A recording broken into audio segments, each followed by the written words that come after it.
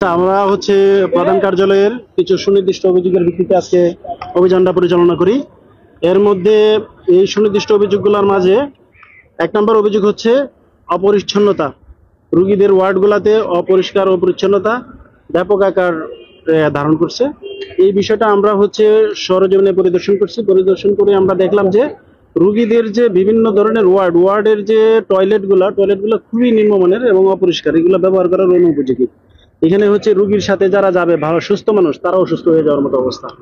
তারপরেও আজকে আমরা আসছি, এই খবরটা শুনে ওরা দেখলাম কিছু টয়লেট পরিষ্কার করতেছে আর কি। আমরা এসে দেখছি তারা কাজ করতেছে।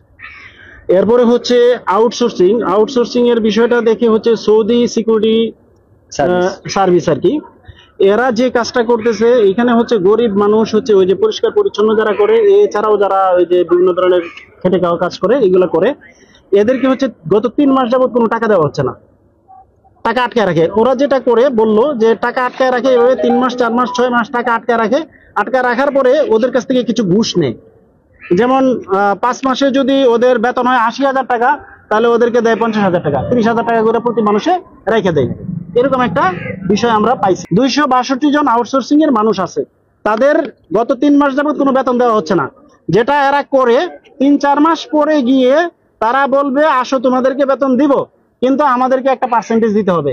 এই পার্সেন্টেজটা গরিব মানুষ যারা আছে খেটে খায় ওদের দিতে হয়। আর এদেরকে যে এই যে 3 মাস 4 মাস 6 মাস টাকা দিচ্ছে না, ওরা কিন্তু মানবেতর জীবনযাপন করতেছে। এবং এরা প্রয়োজনে কি করে বিভিন্ন রোগীদের আত্মীয় স্বজনের কাছে হাত পাতে, টাকা দেন, ঢুকতে দিব না, পরিষ্কার করবো না, এই কাজগুলা করে। ওদেরকে বেতন দেয় না, ওরা কি করবে? তারপরে আমরা বিষয়টা দেখলাম খাবারের বিষয়টা গিয়ে দেখলাম যে বিভিন্ন কেবিনে এবং বিভিন্ন ওয়ার্ডে যে তারা খাবার দেয়, খাবারের নির্ধারিত যে মেনুগুলো আছে এর থেকে অনেক কম দেয়। তারপরে ঔষধ যে এখানে বিতরণ হয়, ঔষধ সরকারিভাবে আসে, আর বেসরকারিভাবে লোকালি কিন্তু ক্রয় করে। গত মাসেও আমরা দেখলাম লোকালি ভাবে ওষুধ ক্রয় করছে, বেসরকারি ওষুধ এই মাসেও ক্রয় করছে, কিন্তু রুগীরা গেলে পরে বলে যে না, বেসরকারি ওষুধ নাই। বেসরকারি ভাবে যে ওষুধটা ক্রয় করা হয় এই ওষুধটা নাই, সাপ্লাই ওরা দেয় না। কিন্তু রুগীকে যদি তারা 2টা ওষুধ দেয়, রুগী কিন্তু বলতে পারবে না যে আমাকে সবগুলো ওষুধ দেন নাই কেন, কারণ রুগী তো আর কম্পিউটারে দেখতেছে না যে সে সবগুলো ওষুধ মাইনাস করতেছে। রুগীকে বলবে যে আমার এখানে 2টা ওষুধই আছে, বাদ বাকি ওষুধ নাই।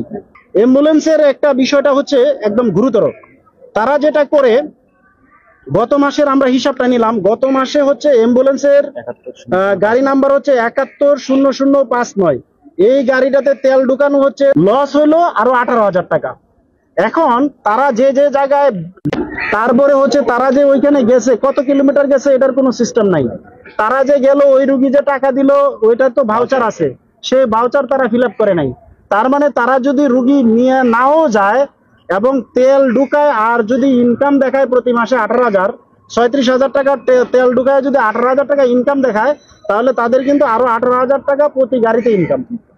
এইভাবে তাদের এখানে 6টা না গাড়ি, 6টা অ্যাম্বুলেন্স চলে।